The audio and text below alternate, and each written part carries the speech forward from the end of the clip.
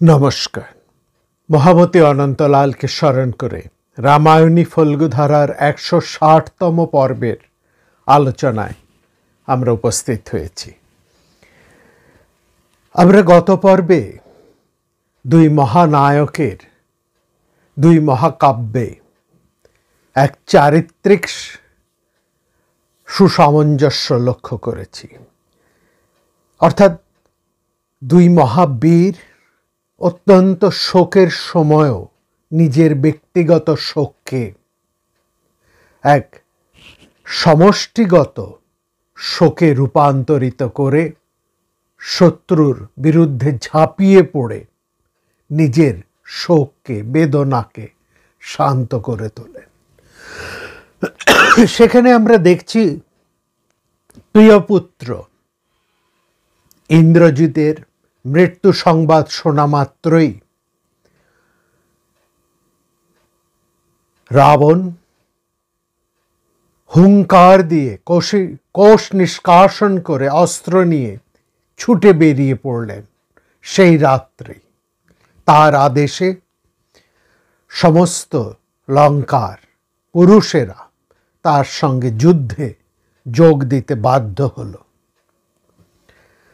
তার সঙ্গে অবশিষ্ট ৩ জন সেনাপতি তারাও যুদ্ধে বেরিয়ে পড়লেন, কিন্তু আমরা দেখলাম একে একে সেই ৩ জন মারা পড়লেন।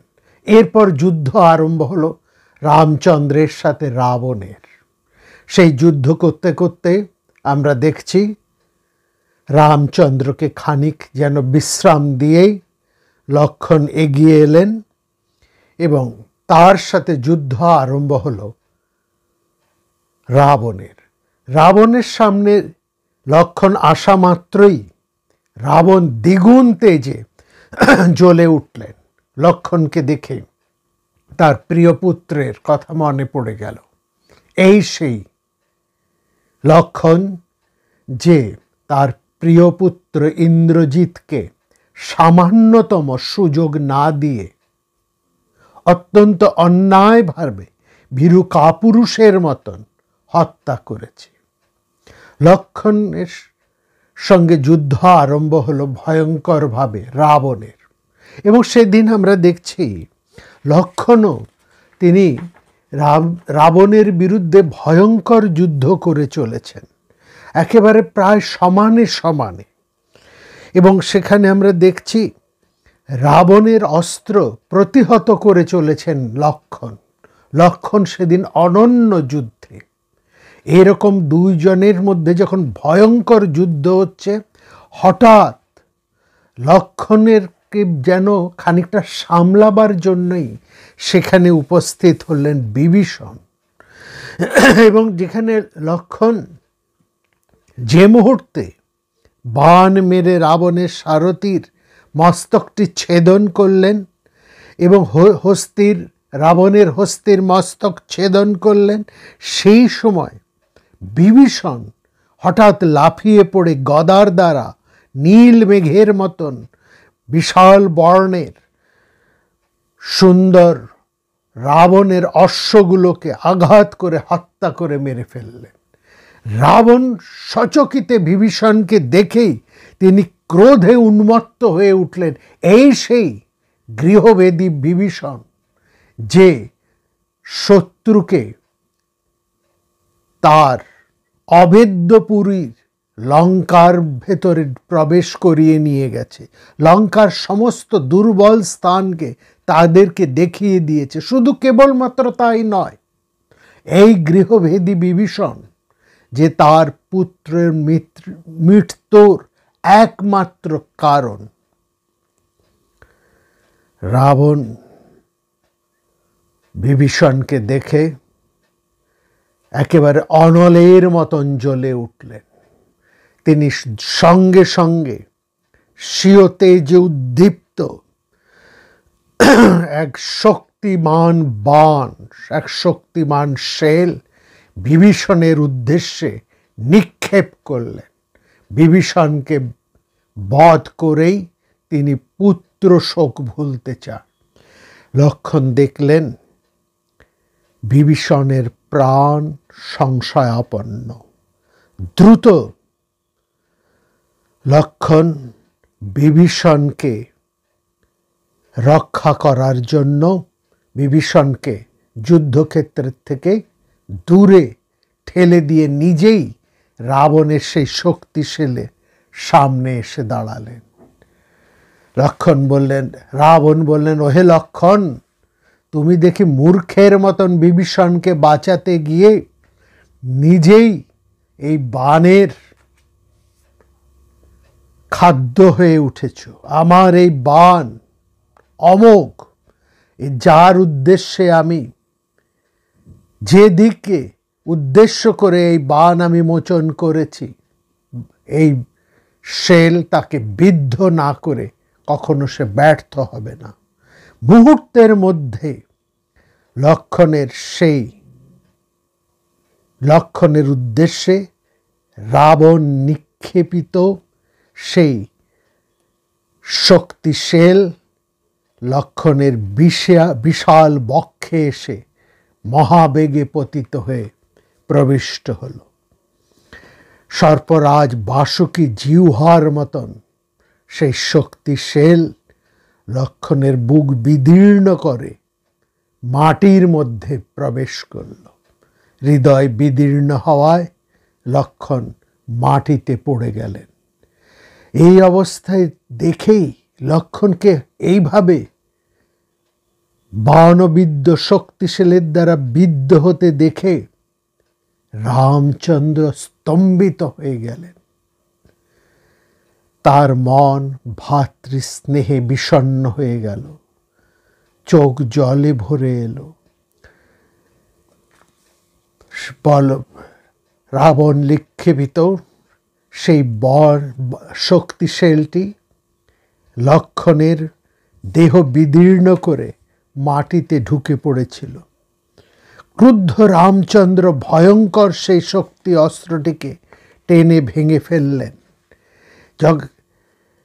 কিন্তু লক্ষ্মণকে বাঁচাতে পারলেন না। লক্ষ্মণ রামচন্দ্রের সামনেই মূর্ছিত হয়ে রক্ত বমন করতে করতে মাটির মধ্যে পড়ে গেলেন। রাবণ চিৎকার করে উঠলেন, আমার নিক্ষেপিত এই বাণ হাত থেকে কেউ রক্ষা করতে পারে না।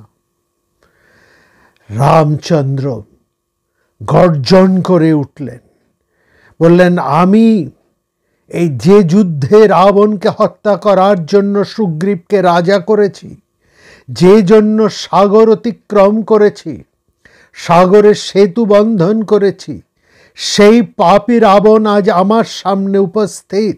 সে কখনোই বেঁচে থাকতে পারে না।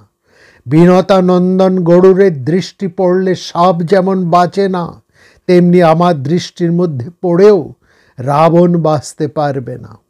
আজ আমি এই যুদ্ধে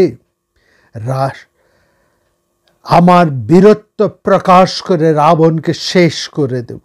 আজ আমি এমন কর্ম করব যে যতদিন পৃথিবী থাকবে ততদিন সর্বলোক, স্থাবর, জঙ্গম এবং দেবতারা তার কথা স্মরণ করবে। কিভাবে এই যুদ্ধ হয়েছিল সর্বদাই মানুষ তার আলোচনা করবে। এই বলে তপ্ত স্বর্ণে ভূষিত তীক্ষ্ণ বাণের দ্বারা একাগ্রচিত্ত রাম দশানন রাবণকে আঘাত করলেন। মেঘ যেমন বৃষ্টির ধারা বর্ষণ করে, সেইভাবে রাবণও উজ্জ্বল বাণ রাশি এবং মুষলরাজি রামের উপরে বর্ষণ করতে লাগলো। উভয়ের মধ্যে এক ভয়ঙ্কর যুদ্ধ হতে আরম্ভ করল। রামের অস্ত্র ঘাতে রাবণ সন্তপ্ত হয়ে তিনি যুদ্ধক্ষেত্র থেকে সরে গেলেন। এদিকে বলবান রাবণের দ্বারা নিক্ষিপ্ত শক্তিশালে আহত হয়েছেন বীর লক্ষ্মণ। শক্তানি পাতিতং দৃष्ट्वा রাবণেন বলিয়াসা লক্ষণং সমরে শূলং শোণিতৌঘ পরিপ্লুতম। রক্তাক্ত কলেবরে যুদ্ধভূমিতে তিনি পড়ে আছেন। রামচন্দ্র এগিয়ে এলেন। তিনি সুসেনকে বললেন, দেখো রাবণের বানাঘাতে লক্ষণ মাটিতে পড়ে ছটফট করছে। এতে আমার শোক বেড়েই চলেছে। আমার প্রাণের চেয়ে প্রিয়তর এই বীরকে রক্তলিপ্ত অবস্থায় দেখে আমি ব্যাকুল হয়ে উঠেছি। আমার যুদ্ধ করার শক্তি আজকে যেন একে একে লুপ্ত হয়ে যাচ্ছে। শুভ লক্ষণযুক্ত আমার এই ভাই যুদ্ধে প্রশংসিত হতো। এ যদি আজ মারা যায় তাহলে আমার বেঁচে থেকেই বা কি লাভ, সুখেই বা কি। আজ আমার বীর্যবত্তা যেন লজ্জা পাচ্ছে, হাত থেকে ধনু খসে পড়ছে, বাণগুলো অবসন্ন, চোখ জলে ভরে আসছে। আজকে আমার সমস্ত শরীর অবসন্ন হয়ে যাচ্ছে, চিন্তা বেড়ে যাচ্ছে। আমি এতদিন দেখতাম আমার প্রাণই যেন দ্বিতীয় আত্মারূপে, লক্ষণ রূপে আমার সামনে অবস্থান করত। সেই ভাইকে আজকে মাটিতে লুটিয়ে পড়তে দেখে আমি কিভাবে বেঁচে থাকতে পারি? আমার এই ভাই যে চন্দ্রস্বরূপ আমার চোখের আড়ালে যদি চলে যায়, আমার বেঁচে থাকার প্রয়োজনই বা কি? লক্ষণ নিহত হয়ে রণক্ষেত্রে শুয়ে আছে, তখন আমার আর যুদ্ধের প্রয়োজনই বা কি? প্রাণ থেকেই বা কি লাভ? আমি তো আর কোনো যুদ্ধের প্রয়োজন দেখি না। কিং মে যুদ্ধে না কিং প্রাণে যুদ্ধ কার্যং না বিদ্যতে যত্রায়ং নিহত সেতে রণমূর্ধনি লক্ষণ। আমি যখন বনে যাচ্ছিলাম, লক্ষণ তখন আমাকে অনুগমন করে চলেছিল। আজ সে যখন জমালয়ে যাচ্ছে, আমিও তাকে অনুগমন করব। লক্ষণের ব্রতই ছিল নিত্য আমার অনুকরণ। আজ রাক্ষসের দ্বারা সেই শোচনীয় অবস্থায় উপনীত হয়েছে। দেশে দেশে পত্নী মেলে, চাইলেই দেশে দেশে আমি স্ত্রী লাভ করতে পারি, বন্ধুও পাওয়া যায়, কিন্তু সহোদর ভাই মেলে এমন দেশ তো দেখা যায় না। দেশে দেশে কলত্রাণি দেশে দেশে চ বান্ধবা কথং বক্ষ্যমহং ত্বম কথং তং তু দেশং ন পশ্যামি যত্র ভ্রাতা সহোদর। দেশে দেশে কলত্রাণি দেশে দেশে চ বান্ধবা তং তু দেশং ন পশ্যামি। এমন একটি দেশ আমি দেখছি না যত্র ভ্রাতা সহোদর, যেখানে আমি আমার সহোদর ভাইকে পেতে পারি। বীর লক্ষণকে ছেড়ে রাজ্য নিয়ে আমার কি হবে? তার জননী, আমাদের পরম প্রিয়া জননী সুমিত্রাকে আমি কি বলবো? সুমিত্রা যদি আমাকে জিজ্ঞেস করেন তার পুত্রের কথা, আমি কি বলবো? তার শোক কি আমি সহ্য করতে পারবো? জননী কৌশল্যা কিংবা কৈকেয়ীকেই বা আমি কি জবাব দেব? ভরতকে আমি কি বলবো? মহাবীর শত্রুঘ্নকেই বা আমি কি বলবো? যাকে নিয়ে বনে গিয়েছিলে তাকে কেন ছেড়ে এলে? এই প্রশ্ন যদি আমাকে করা হয়, এর উত্তরে আমি কি করব? এখন আমার মরণই ভালো, আত্মীয় বিনাশ নয়। অন্য জন্মে আমি কি পাপ করেছিলাম যে আমার চোখের সামনেই আমার প্রিয় ভ্রাতা এমনভাবে মৃত্যু বরণ করে মাটিতে লুটিয়ে পড়ল? আমাকে একাকী ফেলে ভাই তুমি কোথায় গেলে? আমি এত বিলাপ করছি, তবু কেন তুমি আমার সঙ্গে কথা বলছো না? ওঠো, কথা বলো। কেন শুয়ে আছো? চোখ মেলে দেখো আমায়। তোমার শোকে আমি পাগল হয়ে আছি। উত্তিষ্ঠ পশ্য কিং শেষ দীনং মং পশ্য চক্ষুষা শোকতস্য প্রমত্তস্য পর্বতেষু বনেষু চ। এমন সময় বৈদ্যরাজ সুসেন সেখানে উপস্থিত হয়ে লক্ষণকে ভালো করে পর্যবেক্ষণ করে রামচন্দ্রকে আশ্বাস দিয়ে বললেন, হে নরবীর, আপনি ব্যাকুলতা ত্যাগ করুন, শোক ত্যাগ করুন, শোকার্ত বুদ্ধি ত্যাগ করে আপনি সুস্থির হয়ে উঠুন। সেনাবাহিনীর সামনে বানের মতোই শোকদায়ক এই চিন্তা। এই সুলক্ষণ লক্ষণের কখনো মৃত হতে পারে না। আপনি ভালো করে দেখুন, তার মুখ বিকৃত হয়নি, কালো হয়নি। দেখুন এখনো মুখের মধ্যে জ্যোতি রয়েছে এবং সুন্দরতা প্রভাযুক্ত। এর হাতের তালু দুটো পদ্ম পাতার মতন, চোখ প্রসন্ন। হে রাজন, মৃতের রূপ কখনো এরকম দেখায় না। আপনি বিষাদ করবেন না হে শত্রু দমন। ইনি মূর্ছিত হয়েছেন, কিন্তু এখনো ওনার প্রাণ রয়েছে। শরীরটাই কেবলমাত্র শিথিল হয়ে মাটিতে পড়ে আছে। বিষাদং মাকৃথা বীর স প্রাণয়া মন্দিরম আখ্যাতি তু প্রসুপ্তস্য আখ্যাতি তু প্রসুপ্তস্য স্তত্র গাত্রস্য ভূতলে। কেবলমাত্র মূর্ছিত হয়ে সে পড়ে আছে, এখনো তার জীবনে প্রাণ আছে। এখনই সঙ্গে সঙ্গে সুসেন সেই বিশাল কর্মা মহাপ্রাজ্ঞ হনুমানকে বললেন, হে সৌম, তুমি আবার পূর্বের মতন সেই মহোদয় পর্বতে চলে যাও। জাম্ববান তোমাকে এই পর্বতের কথা বলেছিল।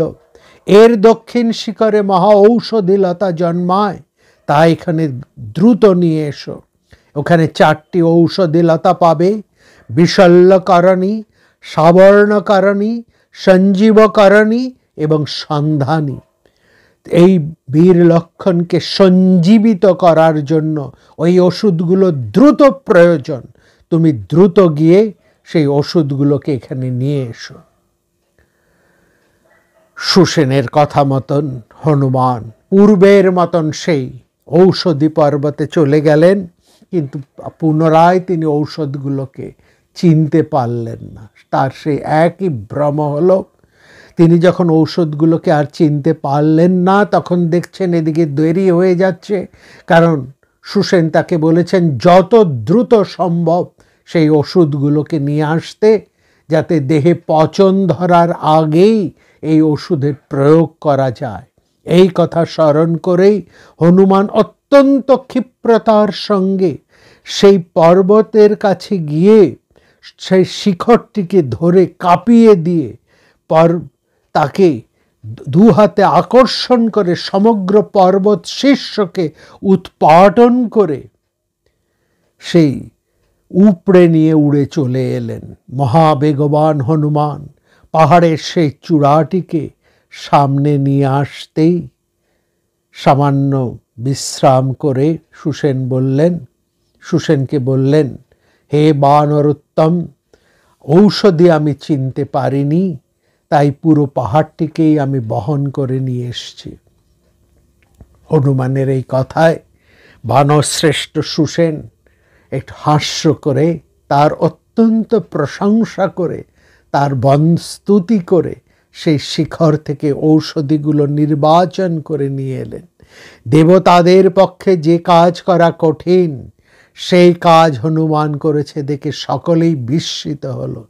তারপর বানশ্রেষ্ঠ দীপ্তমান সুসেন সেই ঔষধিগুলো ভালোভাবে পিষে লক্ষণের নাসিকার কাছে প্রয়োগ করা মাত্রই শলবিদ্ধ ও লক্ষণ সেই ঔষধির আঘ্রাণ করে ধীরে ধীরে রোগমুক্ত হয়ে ভূতল হতে সত্বর উঠে দাঁড়ালেন। লক্ষণকে ভূতল হতে উঠে দাঁড়াতে দেখে বানরেরা সাধু সাধু বলে অত্যন্ত প্রীত হয়ে লক্ষণকে অর্চনা করলেন। তমোত্থিতং তু হরয় ভূতলং প্রেক্ষ লক্ষণম সাধু সাধ্যেতি সুপ্রীত লক্ষণং প্রত্যপূজনয়ম। রামচন্দ্র লক্ষণকে আলিঙ্গন করে বললেন, হে বীর, তুমি মরণ হতে আবার আমার কাছে ফিরে এসেছ। যদি তুমি ফিরে না আসতে, জীবন ধারণ, সীতা উদ্ধার, বিজয় লাভ আমার কোনো কাজেই আসতো না। বেঁচে থেকে আমার কি লাভ হতো?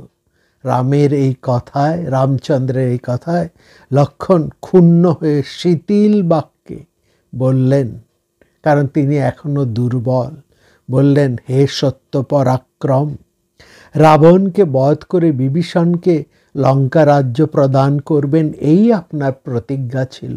রঘুকুল শিরোমণি আপনি, রঘুকুল কখনো তার প্রতিজ্ঞা থেকে সরে আসে না। আপনি কখনো প্রতিজ্ঞার অন্যথা করেন না।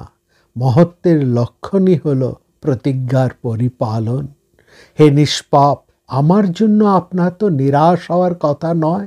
আমি যদি মারাও যেতাম, তবু আপনি কখনোই আপনার প্রতিজ্ঞা বাক্য, সত্য বাক্য থেকে সরে আসতে পারেন না।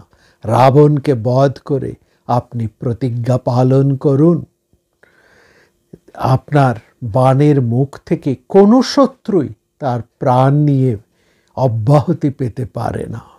সূর্য যেমন নিজের কাজ শেষ করে যতক্ষণ না অস্তাচলে যাচ্ছেন, তার মধ্যেই আপনি সত্তর রাবণকে বধ করুন, এ আমি দেখতে চাই।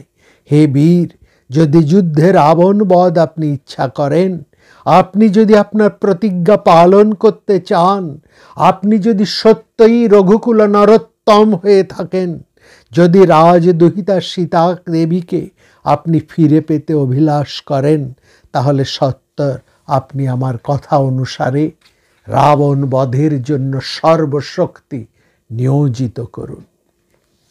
লক্ষ্মণের এই কথা শুনে বীর্যবান রামচন্দ্র তার ধনুকটি তুলে নিয়ে টঙ্কার দিয়ে সম্মুখে উপস্থিত বানর কুল চূড়ামণি, বানর শ্রেষ্ঠ হনুমানকে আলিঙ্গন করে বললেন, হে মহাবীর, তুমি আমার সমস্ত সংকট মোচনের মতনই কাজ করেছ। তুমি আমার ভরতের মতনই আমার প্রিয় কর্ম সাধন করেছ। তোমার চেয়ে প্রিয় আর কেউ নেই। বলে রামচন্দ্র হনুমানকে বুকে জড়িয়ে ধরে আলিঙ্গন করলেন। তোমার কাছে আমি তোমার কাছে আমি অশেষ ঋণে আবদ্ধ। কত না ভাবে তুমি আমার উদ্ধার করেছ। সেই সীতার সন্ধান এনে দেওয়া, মেঘনাদ যখন আমাদেরকে সর্পজালে আবদ্ধ করে দিয়েছিলেন, সেখান থেকে আমাদেরকে মুক্ত করা, এর আগে সেই সর্পবাণ থেকে ঔষধে আনয়ন করে আমাদেরকে মুক্ত করা, আমাদের সমস্ত বড় বড় শত্রুদেরকে নিপাত করা, তারপর আমার প্রিয় ভ্রাতা লক্ষ্মণের প্রাণ ফিরিয়ে দেওয়া। তুমি তো আমার জীবনে সংকট মোচন। দেখুন, এই জায়গাটি কিছুমাত্র উল্লেখ করেছেন দুই একটি কথায় হনুমানের সেই বীরত্বের কথা বাল্মীকি, আর এই জায়গা থেকেই তুলে নিয়ে আমাদের কবি ভক্তি রসে সিক্ত করে তুলসীদাস তার রামচরিত মানসে হনুমানের বন্দনা করে বলছেন, লায় সজীবন লখন জিয়ায়ে রামচন্দ্রকে কাজ সবারে। শুধু কি তাই, তারপরে তিনি বলছে কতভাবে তিনি সংকট মোচন করে চলেছেন প্রভু রামচন্দ্রের। সেখানে তিনি বলছেন, রামচন্দ্র বলছেন, রাবণ ত্রাসদই সিয়াক সব রাক্ষসীস কহি শোক নিবাড়। রাবণের সেই রাক্ষসীরা, চেড়িরা যখন সীতাকে নানাভাবে সন্তপ্ত করছেন, তখন তুমি সেই অশোকতর চাহত সিয়া সকস আগীষু দৌ প্রভু মুদ্রিকা শোক নিবার। সেই অশোক তরুর মূলে গিয়ে তুমি সীতাকে আমার অঙ্গুরি দেখিয়ে তাকে শোক থেকে মুক্ত করেছ।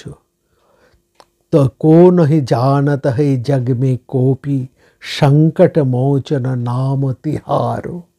এই জগতে কে না জানে সংকট মোচন নামে তুমি বিদিত জগতে। बाण लगो उर लक्ष्मण के तब प्राण तजे सुत रावण मारो। এই যে ঘটনাটির কথা উল্লেখ করে মহাত্মা তুলসীদাস বলছেন, बाण लगे और लक्ष्मण के तब प्राण तजे सुत रावण मारो। लय गृह वैद्य सुषेण समेत तबई गिरि द्रोण सुबीर उपार आने सजीवन हाथ दई तब लक्षण के तुम प्राण उबार। শক্তিশীলের আঘাতে যখন লক্ষণ মৃত প্রায় হয়ে পড়ে আছেন মাটিতে, সুসেনের কথায় তখন তুমি সমগ্র গন্ধমাদন পর্বতটি উৎপাটন করে নিয়ে এসেছেন। সেখান থেকেই বিচার করে ওষুধ নির্বাচন করে সুসেন লক্ষণকে বাঁচিয়ে তুলেছেন। को नहीं जानत है जग में कोपी संकट मोचन नाम तिहार। এই জগতে কে না জানে সংকট মোচন নামে তুমি বিদিত জগতে। এবং শেষে তিনি বলছেন যে काज किए बड़ देवन के तुम वीर महाप्रभु देख বিচার। এই যে সব দেব মহা কাজ তুমি করেছো, দেবতাদের কত ভালো ভালো কাজ তুমি করেছো। রামচন্দ্রের সমস্ত সংকট থেকে তুমি ত্রাতা রূপে সেখানে দাঁড়িয়েছো। স্বয়ং রামচন্দ্রের সংকট মোচনকারী তুমি বলেই সেখানে तुलसीदास अपूर्व একটি प्रार्थना করছে। कौन सा संकट मोर गरीब को जो तुमसे नहीं जात हुई ठारो। তুমি স্বয়ং প্রভু রামচন্দ্রের, যিনি বিষ্ণু, তার সমস্ত জাগতিক সংকট মোচন তুমি করেছো। कौन सा संकट मोर गरीब को, এমন কি সংকট আমার হতে পারে, जो तुमसे नहीं जात हुई ठारो, যা তোমার দ্বারা তা মোচন হবে না। আমার এমন কোন বড় সংকট এই জীবনে হতে পারে যে তোমার শরণ নিলে আমার সেই সংকট মোচন হবে না। বেগি হর হনুমান মহাপ্রভু जो कुछ সংকট হয়ে আমারো। যত কিছু সংকট আমার আছে দ্রুত তুমি তার থেকে আমায় মুক্ত করো। কোন হয় জানত হই জগ মে কোপি সংকট মোচন নাম তিহার। এই জগতে কে না জানে সংকট মোচন নাম তুমি বিদিত ভুবনে। সত্যি এই যে ভক্ত এবং ভগবানের এই যে অপূর্ব একটি সেখানে লীলাই চলছে, এই যে সেখানে হনুমান, প্রাজ্ঞ হনুমান, বীর হনুমান, তিনি একা নিজের আপন শক্তিতে অসাধ্য সাধন করে চলেছেন। বিবেকানন্দ, যিনি ছোটবেলার থেকেই এই শঙ্কর হনুমান, বীর হনুমানের তাকে একেবারে আরাধ্য করে তাকে দেবজ্ঞানে তার পূজা করতেন।